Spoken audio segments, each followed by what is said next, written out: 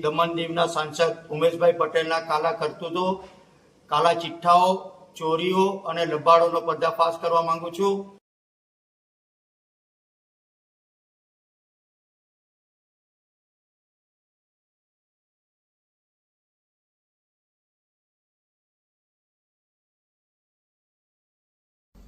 નમસ્કાર। હાલમાં મેં એક મારા ગામના સુરેશભાઈ છોટુભાઈ પટેલનો એક વિડીયો જોયો।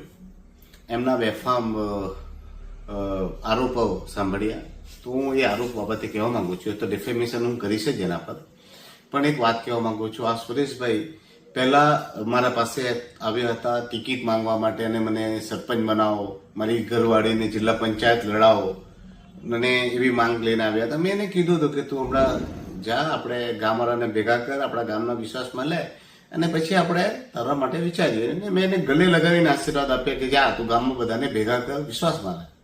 પછી એ વ્યક્તિ તરત ભાજપમાં પહોંચી ગયો અને ભાજપમાં એને એની ઘરવાળી માટે બી એને જિલ્લા પંચાયત માંગી, પોતે સરપંચ માંગ્યું અને તે ભાજપમાં ટિકિટ નહીં મળી એટલે એ વ્યક્તિ કેતનભાઈ પાસે ગયો।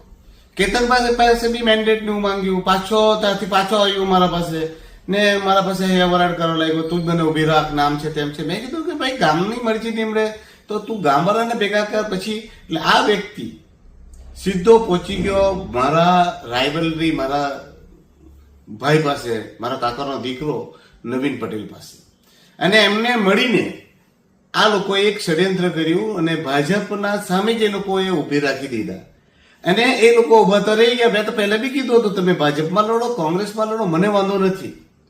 હવે આ વ્યક્તિ નવીન પટેલના કહેવાથી આ બધું કામ કરી રહ્યો છે।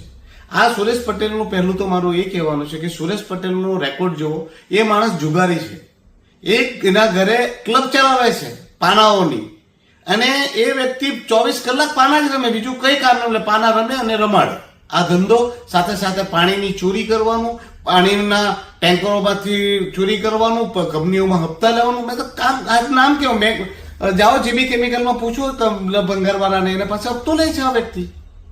બીજી બધી કંપનીમાં પણ હપ્તાખોરીનું કામ કરે છે, બુટલેગિંગનું કામ કરે છે, દારૂના કામનો ધંધો કરે છે।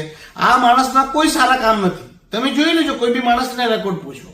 આ વ્યક્તિને આ નવીન પટેલે પ્લોટ કરેલો છે અને મારા પછાડી એને લગાવેલો છે, કારણ કે પ્રફુલભાઈ પટેલના ગુડ બુકમાં જવા માંગે છે નવીનભાઈ।